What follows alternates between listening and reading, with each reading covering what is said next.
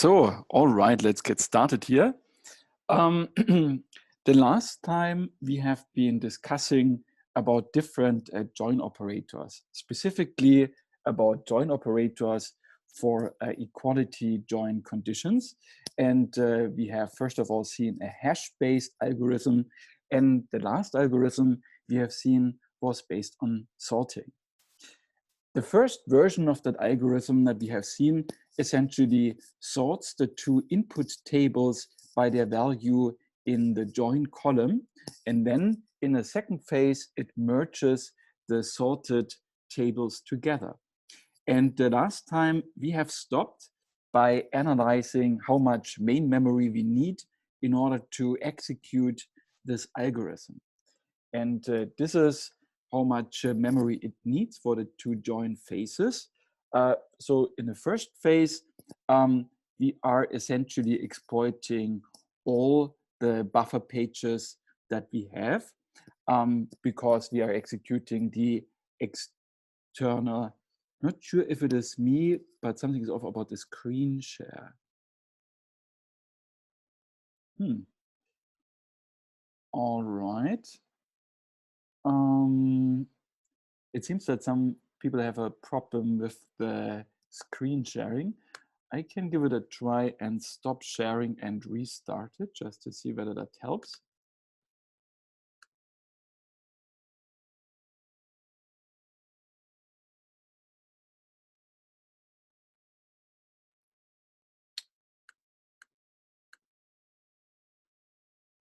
Okay, fixed that. All right, awesome.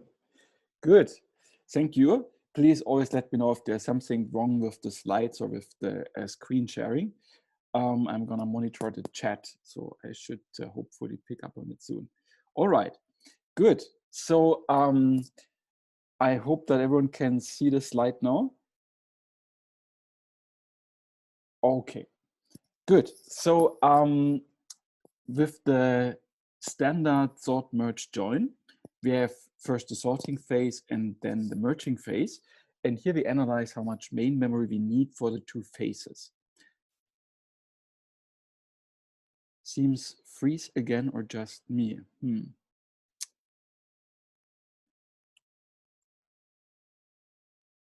Just seems darker to me.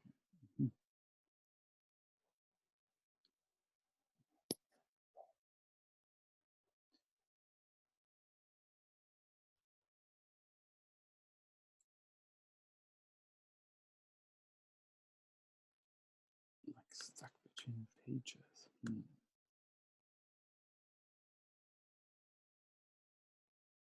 Okay, good. All right. Interesting. Okay, good. So in the first phase of the sort merge join, we're essentially exploiting all the buffer pages in order to do the external sort algorithm that we have seen. In the second phase, we only exploit 3 buffer pages. One in order to read one page from the first input table, one to read one page from the second input table, and one output buffer. And we have already said last time that there is some kind of imbalance because we use a lot of main memory in the first phase, but we don't use so much main memory in the second phase. And that often means that we can make the algorithm faster if we exploit all the main memory that we have in both phases. So the last time I've already quickly mentioned that this is possible. There is something called the refined sort merge join. And here the idea is that I can merge together more than 2 sorted tables in the second phase. I just need to make sure that I have one input buffer for each of the tables that I'm merging together. But if I have more than 2 input buffers available, I can merge together more than 2 tables at once. And this refined algorithm exploits that. The main idea is that in the first phase, I don't sort the input tables completely, but I only sort them partially. Now that produces a set of sorted table chunks, basically, so it is more than 2. And then in the second phase, I'm merging together all those sorted table chunks in one pass. All right. So this is a little bit more details about how this algorithm works. I still assume that I have B buffer pages and I have input tables with N and M pages respectively. Now, during the first phase of the join, I load chunks of data into main memory. I try to fit into main memory as many pages as I possibly can. So if I have B pages, and it seems that the slides are stuck again.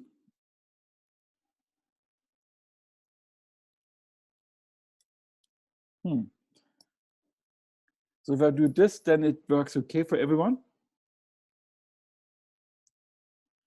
Okay, good, thanks. Yeah, sorry for that. It seems there's some problem with the technology right now. But all right, then I will just present the slides in non-presentation mode. Okay, good.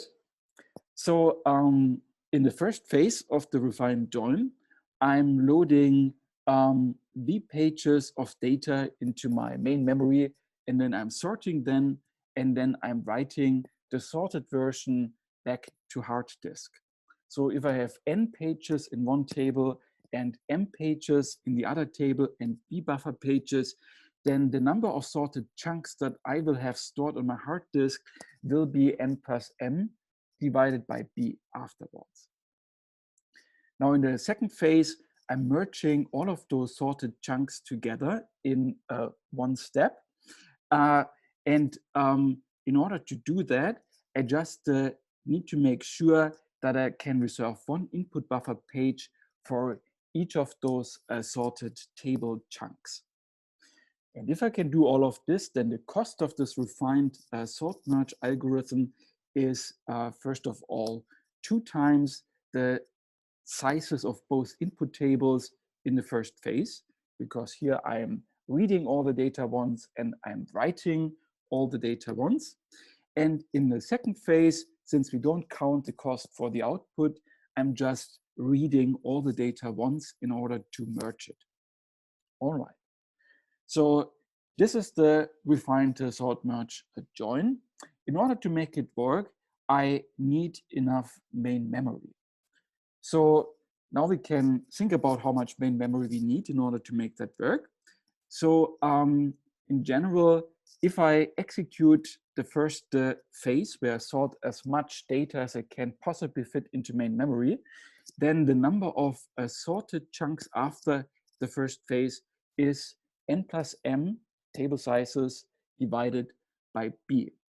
And now the constraint for the second phase is that I need to be able to reserve one input buffer for each of those sorted chunks that I want to merge together. So I still need to reserve one output buffer, and that is why I am subtracting one from B, the number of buffer pages. And then I get the amount of buffer space that I have available as input buffers. So I have B minus 1 input buffers, and that must be greater or equal to the number of sorted chunks that I want to merge together in one step. And that, as we have just calculated, is the 2 table sizes divided by the buffer size. So I need this constraint to hold. B minus 1 must be greater or equal to N plus M divided by B. And as a rule of thumb, in order to satisfy this constraint, I should have something like the square root of the larger table as a main memory times 2 furthermore. If I have that, then those constraints are satisfied. So this is the refined version of the sort merge join. It is the most popular variant of the sort merge join because it only goes over the data twice, once in each phase. And in terms of cost, it is actually quite similar to the hash join algorithm. So this is why people often compare the pros and cons of the hash join algorithm and of the sort merge join algorithm, because both of them are also applicable specifically for equality join conditions. Now, this is an overview here. We have the hash join and the refined sort merge join, which both have a time complexity that is proportional, that is linear in the input data size measured by the number of pages. So time-wise, they can be near equivalent. When comparing the main memory consumption, we find that the refined sort merge join takes a little bit more main memory, because here we're taking the square root of the larger table, while for the hash join, we're taking the square root of the smaller table size, because you can choose for which of the two input tables you're loading the corresponding hash buckets into main memory at once. So slight advantage for the hash join here. And when it comes to parallelization, then the hash join is actually also a good idea. You can very easily calculate those hash functions in parallel in the first phase. And then in the second phase, you can just assign different hash buckets to different processes. So that is quite convenient. Having said that, the refined sort merge join can also be parallelized, but it is particularly convenient for the hash join. Now, when it comes to skew resistance, and that means how well does the join algorithm work if I have, for instance, lots of duplicates in my data. In that case, the hash join algorithm might not be the preferred choice, because if we have lots of duplicates, then all of them will have the same hash function value. And that means all of them will belong into the same hash bucket. And that means that it becomes very difficult to fit things into main memory. So if you have a lot of duplicates, then the hash join algorithm might not be the optimal choice. On the other side, for the sort merge join, that one can deal relatively well with skew. You just have lots of duplicates that appear one after the other in the sort order. So if you have lots of skew, then perhaps the refined sort merge join algorithm is a good choice. Another point that is not mentioned here in the slides, we will come back to that point later, but I already wanted to mention it here. One advantage of the refined sort merge join is that the output of this join is automatically sorted. And there are certain operations that become cheaper if you have sorted data. We will see some of those operations in the following. So in some cases, even if using the refined sort merge join alone is not what you want to do, maybe you still go for it because it makes the following operations cheaper. That's something that we will come back to later. All right, and this concludes our section on join algorithms. We have seen various join operator implementations. Some of them are applicable specifically for equality join conditions, which is perhaps the most common case in practice. Others are more flexible and can be applied for arbitrary join conditions. They have different pros and cons in terms of time complexity, as well as in terms of main memory consumption. And the hash join and the refined sort merge join, this is some of the most commonly used join algorithms in practice. All right. Now, we're going to see a couple of other operators in the following. And in the end, we will also start discussing about how we can compose those operators into query plans. I quickly switch the slide deck, and please let me know if there's any problems seeing those slides.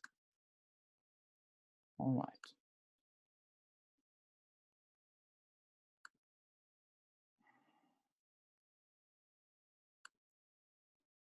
All right.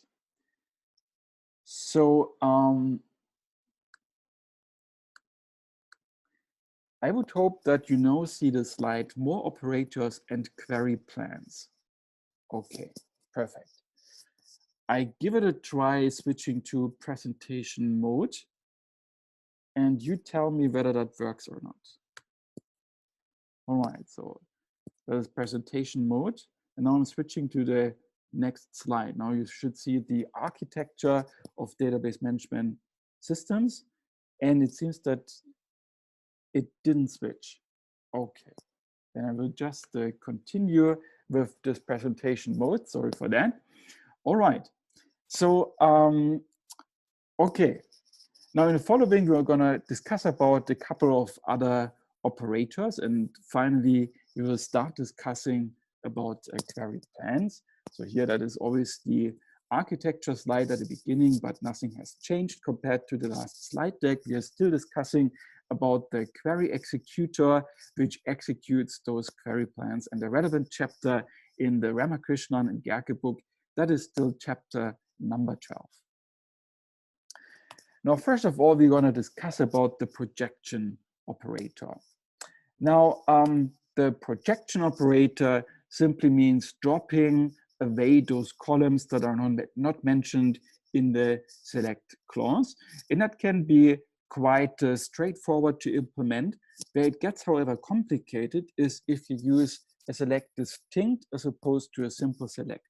If you write select distinct, it always means that the system should eliminate, duplicate results. And when implementing this in a naive way, it would require pairwise comparisons between different records in the data set in order to identify those duplicates.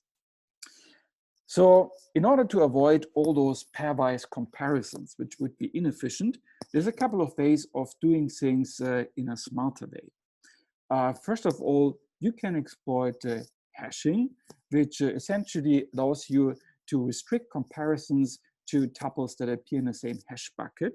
Or you can use sorting, which means you can restrict comparisons to tuples that appear close together in the sort order. Or you can exploit indexes if available. And since an index might already give you a sort order, it means that you can exploit the sort order without having to do the actual sorting. Now, in the following, we're going to discuss about those possibilities in a little bit more detail. Now, first of all, we're going to see how we can do the projection and duplicate elimination using hashing. So this algorithm, again, executes in two phases. In the first phase, we are partitioning the data using the hash function. In the second phase, we eliminate duplicates for each of the hash buckets. Now, in a little bit more detail, in this first phase, we would just read the input data one page after the other one. And for each record in the input data, we would immediately calculate the projection, which essentially means that we are throwing away columns that don't appear in the select clause. Then we partition the data using the hash function. So again, we have like one output buffer associated with each hash bucket. And then based on the hash value, we are writing the tuples into the corresponding hash bucket. And whenever one of those output buffers becomes full, then we write the content back to hard disk. So this is what you have already seen when we were partitioning inputs in the context of the hash join. So the principle is exactly the same, except that we are dropping columns that don't appear in the select clause when loading data. In the second phase, we load the data for one of those hash buckets into main memory. And for the data that we have currently loaded, we eliminate the duplicates. Now, in our cost model, we only count a cost related to loading data from hard disk. So essentially, those comparisons for in-memory data are for free according to the simple model. In practice, people often try to make even the in-memory comparisons more efficient by using, for instance, a second hash function that you apply to the tuples that appear in each of those hash buckets in order to quickly find potential matches, potential duplicates to eliminate. The constraints for main memory, they are similar as for the hash join. In the first phase, you need to be able to reserve one output buffer for each hash bucket.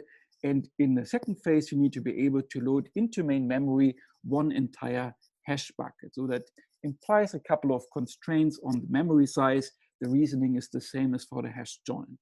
And if you do that in 2 phases, then the cost is at most 3 times the number of pages, because in the first phase, we are reading data once and we are writing data once. Now, the data that we write might actually be a little bit less than the data that we have read, because first of all, we are dropping unnecessary columns that don't appear in the projection. And also, if we happen to already detect some duplicates, then we can already eliminate that data. So the data that we write to hard disk after the first phase might actually be smaller than the data that we have read from hard disk at the beginning of the phase. So this is the cost, assuming that you can do the whole duplicate elimination by 2 passes over the data.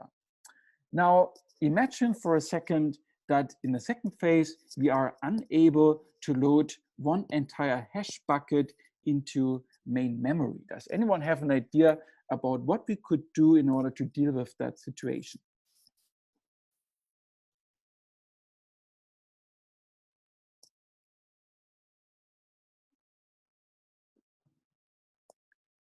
So we had already discussed a similar case in the context of the hash join. We also sometimes had cases where it is not possible to fit one entire hash bucket into main memory. So what can we do in order to reduce the size of those hash buckets further? Yes, exactly. Yes, very good. So here I see the right answer in the chat. Exactly. So we can just split those buckets further into sub buckets. And in order to do that, we can just pass over the data multiple times. In the first pass, we are partitioning data into large buckets. Then in the second pass, we partition each of those buckets into smaller sub buckets. And so on. We can iterate that until one of those hash buckets fits entirely into main memory. Of course, in order to be able to do that, we must assume that we don't have too many duplicates in our data set, because if we have too many duplicates, then all of them will end in the same hash bucket, and that can be problematic. Okay. So now the second possibility to speed up duplicate elimination, that is via sorting. So here the main idea is that duplicates must appear close together in a sort order. So also by sorting things, we can reduce the number of required comparisons, because now we only need to compare things that appear close together in the sort order. And in order to do that, I can use a variant of the external sort algorithm that we have seen before. So in the first pass over the data, I'm again applying directly the projections, which means that I'm throwing away columns that don't appear in my select statement. Whenever I do one of the sorting steps, whether that is the initial step or whether that is some of the merging steps, always I eliminate duplicates immediately once I discover them. And the result of this variant of external sorting is first of all sorted, and more importantly, it will be duplicate free.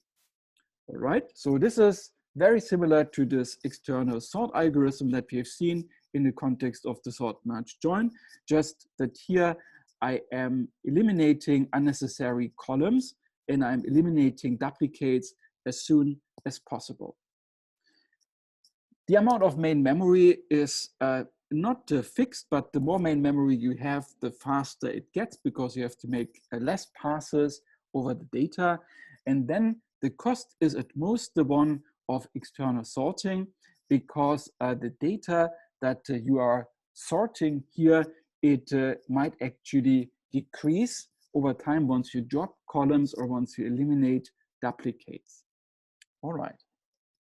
So that is a possibility to do duplicate elimination via sorting. If you have an index already available, you might be able to save the sorting step. The only thing you need is that the index key includes the projection columns.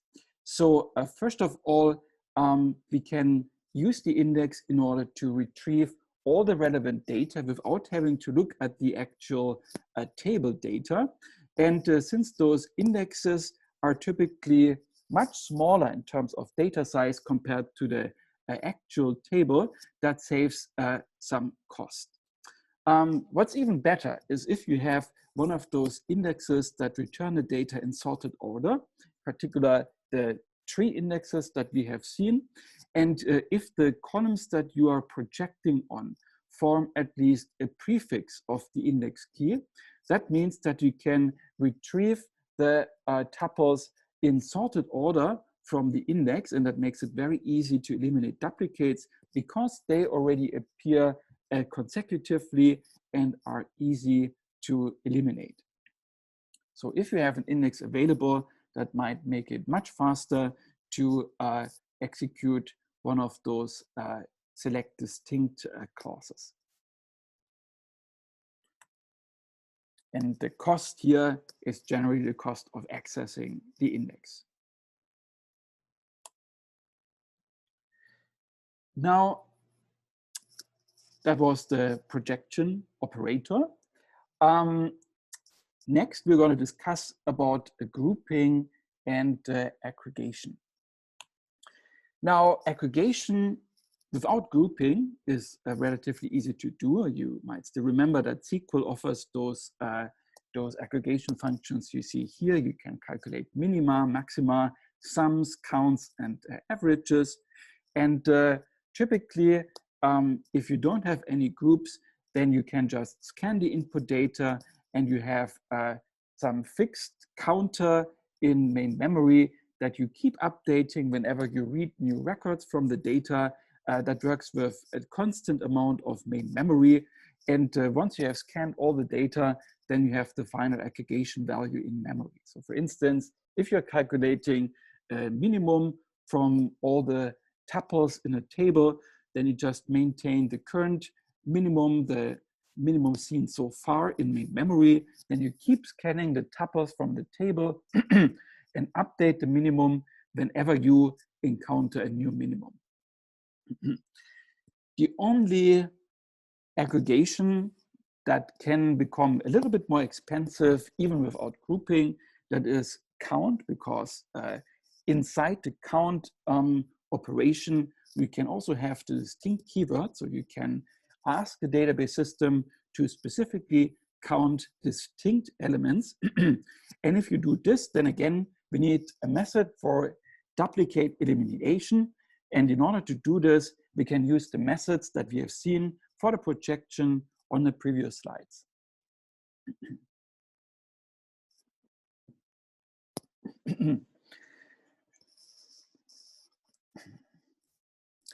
So the distinct is restricted to the count. All right.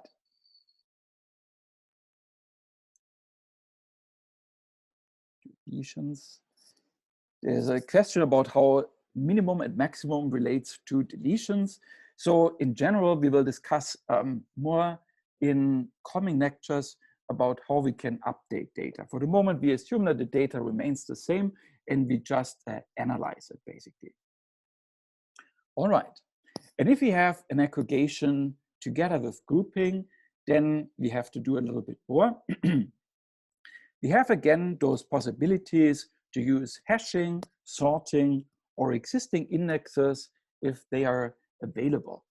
So if we decide to use hashing, for instance, then we would maintain a hash table, preferably in memory, which associates the group keys with the corresponding aggregates. So we go over the data, and for each new tuple, we determine the corresponding hash bucket in our in-memory hash table, and there we update the counters that are associated with the corresponding group key. We can also use sorting, because after you sorted your data by the group keys, it means that the members of the same group appear consecutively. And because of that, you can essentially calculate the aggregation value for each group one after the other one. So here we sort by the group keys, and then we can calculate those aggregates consecutively for each separate group. And finally, if you have indexes, that might also help you to speed up things. Here we want the indexes to contain the group by keys. And then you can again treat each group separately, one after the other one, because you can use the index in order to retrieve those entries which have specific values in the group by columns.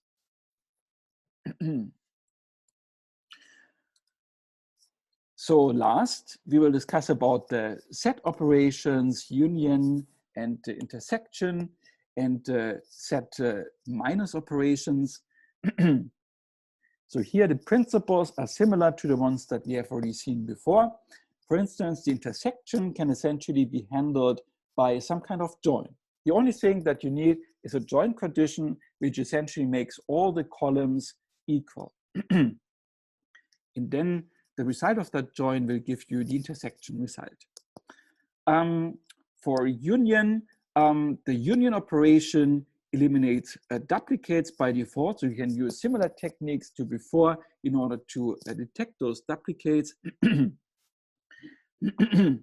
Either we can use a hash function, and then we eliminate duplicates in each hash bucket separately, or we use the sort function, and then we know that duplicates will appear close together, so that also makes it easier to eliminate them during merging. If I have the except operation, which means that I'm subtracting one set from another one, then I can also reduce comparisons if I first partition the two relations R and S into hash buckets and then treat each hash bucket separately.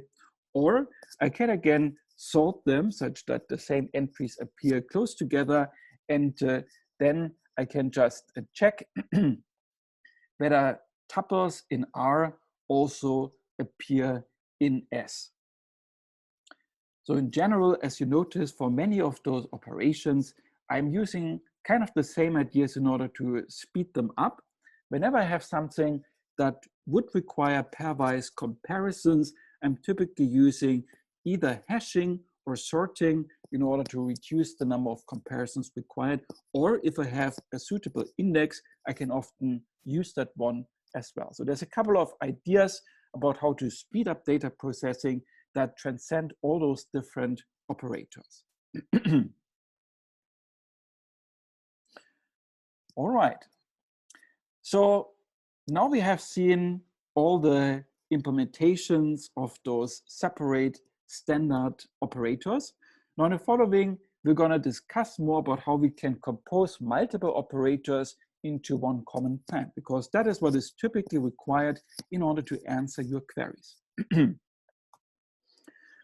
Now, as a little reminder, query plans are typically represented as trees, and the inner nodes in those trees, they correspond to standard operators. The leaf nodes in those trees, they correspond to tables. Now, the logical query plan specifies just which operation types have to be applied in which order. The physical query plan is more detailed and additionally specifies how those operators are implemented. And now you see why that is important, because we have seen all those different operator implementations, and choosing the right one can actually make a big difference for performance. Now, this is an example logical query plan over here in order to answer the query that you see on the right lower corner of this slide. So here we are selecting the names of students from a join between students, enrollment information, and courses, matching up students with the courses that they are taking. And additionally, we are narrowing things down to the courses, to one course specifically, which is CS 4320. Now, those query plans are evaluated bottom up. So here I'm starting, for instance, by reading the courses table. Then I'm applying the filter condition, and the filter condition is represented by this little sigma together with the corresponding condition. Then I'm feeding the result of the filter into a join together with the enrollment table. And we join using the course ID. And the result of that join is fed into the next join together with the students table. And here I'm joining on the student ID. Finally, I have a projection operation where I'm eliminating the columns except for the student name column. So the data flow in this plan goes from the bottom to the top. And that is a logical plan because it only specifies that we have to do a join, for instance, but it doesn't yet specify how to execute this join. Now, this is the physical plan version, which provides more details. And here you see that I have written the way in which those operations are implemented next to each of those nodes.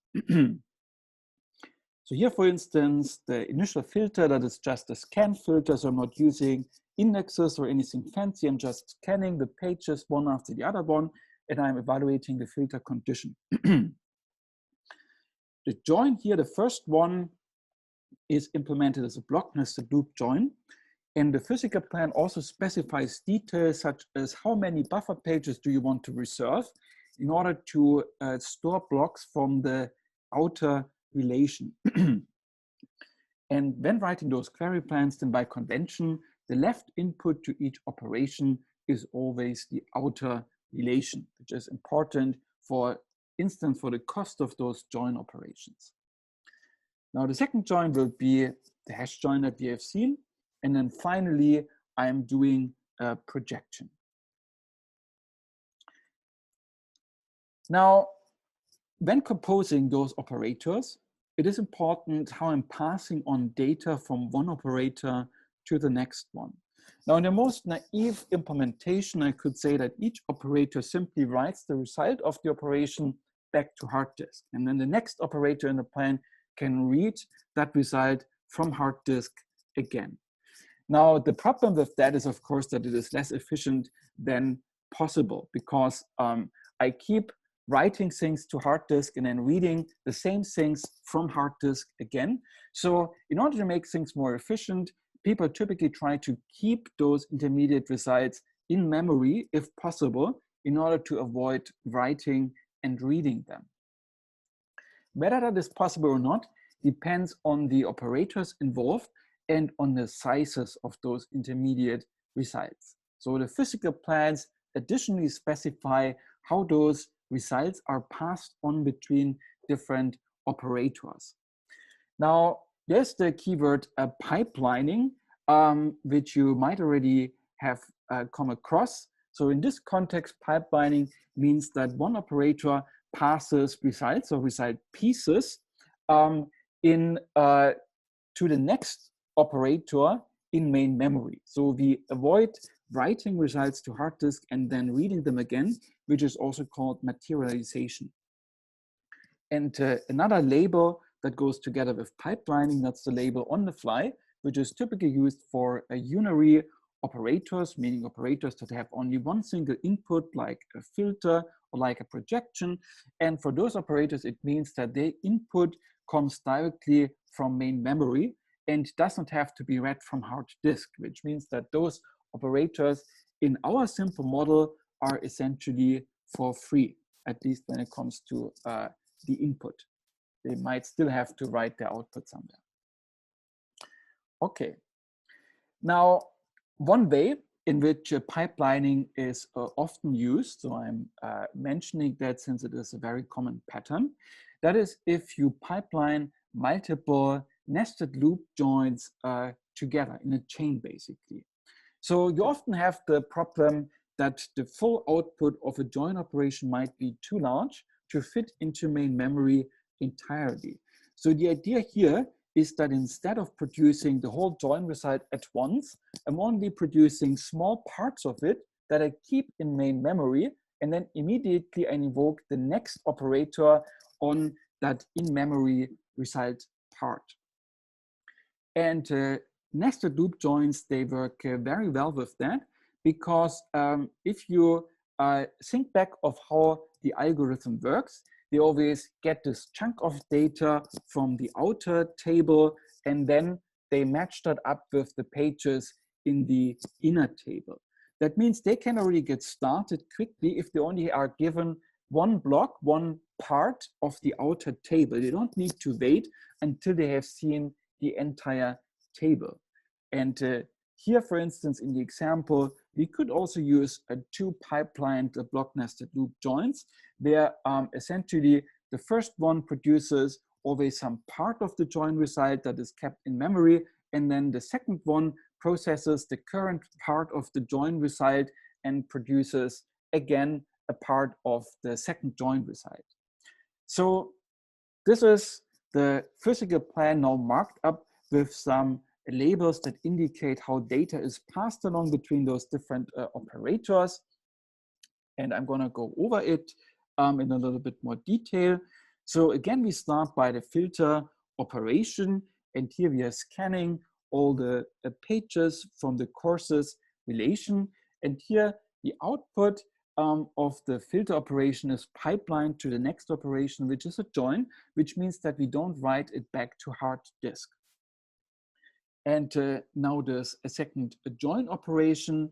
It has a buffer of size 10 pages for the outer, meaning for the left table, for the left input. So that means that this filter operator will keep scanning course pages and filtering them until the filter result has filled up the entire buffer of 10 pages for the following join. And if that has happened, then the following join proceeds in order to fill up the input buffer of the next join, which also has 10 pages.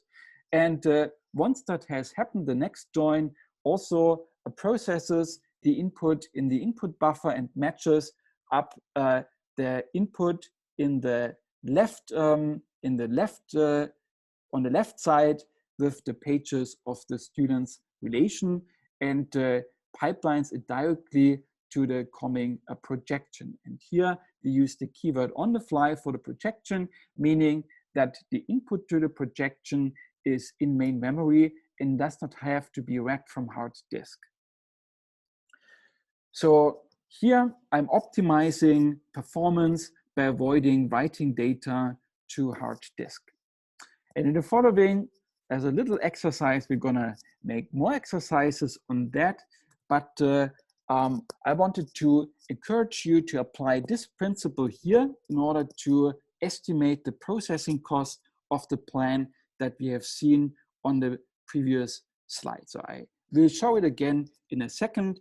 So what you essentially need to do, so you generally need to estimate the sizes of intermediate results if they are not already given. In this simple example, I'm gonna give you the intermediate result sizes. Then you have to estimate the cost of each operator, taking into account how the data is passed on between different operators. Don't forget, do not count the final output of the entire plan. You might very well have to count cost for writing out intermediate results, but not for the final result. And finally, you just sum up the cost of all operations in that query plan. So here I have the same plan together with intermediate result sizes in green and also sizes for the base table. So now have a look at this plan and try to estimate the execution cost, or think at least about how you would estimate the execution cost. I'm going to give you just a few 1-2 minutes, and while you're looking into this, I can also answer questions in the chat if there is any, and afterwards I'm going to show you the solution.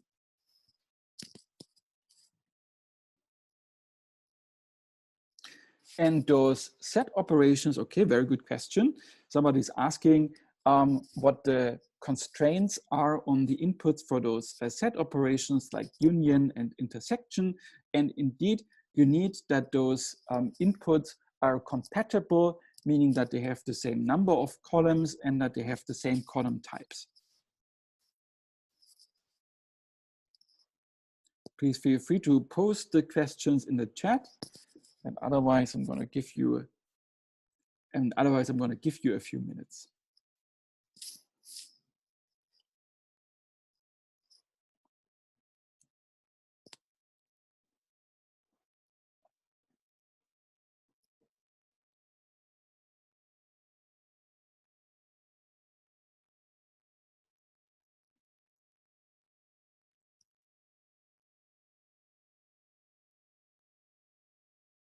And yes, the column names can be different, but as long as they have the same type and there's the same number of them, you can use one of those union or intersection operations.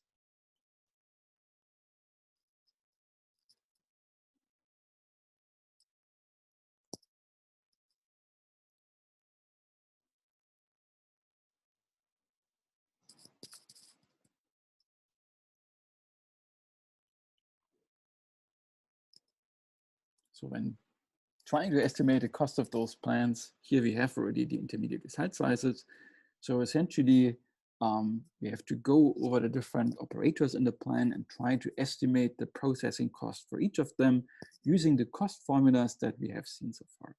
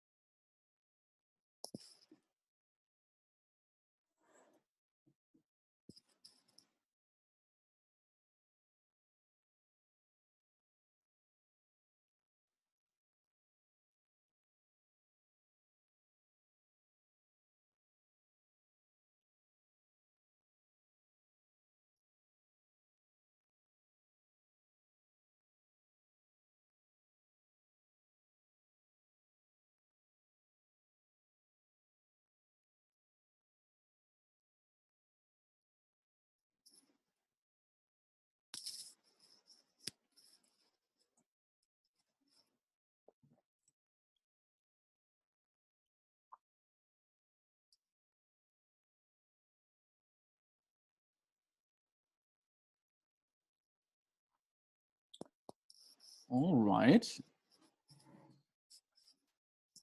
Now we are running out of time, so I'm going to give you the solution here. All right. So let's first of all start with the first operation, which is this filter. And here we have a simple filter. We don't use any indexes or anything. So here we're just scanning the input pages one by one. And therefore, the cost of this filter operation is simply the number of input pages, which is given here, which is 100. Now, after the filter, you see that the amount of data reduces after the filter. We have the join. And here for this join, the input buffer can contain 10 pages. So this is exactly the full filtered result. And for each block from the outer table, so whenever we fill the input buffer, we have to read the pages of the inner table, which is the enrollment table, once, simply due to the definition of how the block nested loop join works. So since we fill the input buffer once in total, it means that we have to read the pages from the inner relation, from the inner table once. And that means that our cost is simply 100.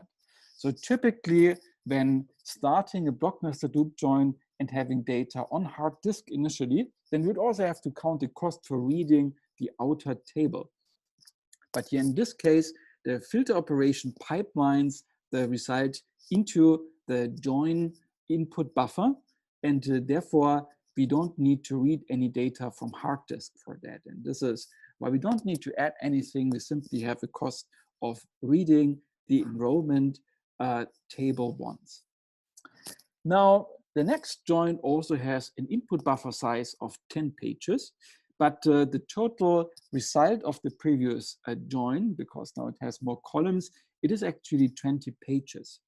And with 20 pages, we can fill the input buffer to the following join twice. And that means we have to read the pages from the inner table twice as well. And here we have the students table with 20 pages. If you read that twice, it will give me a cost of 2 times 20 makes 40 pages.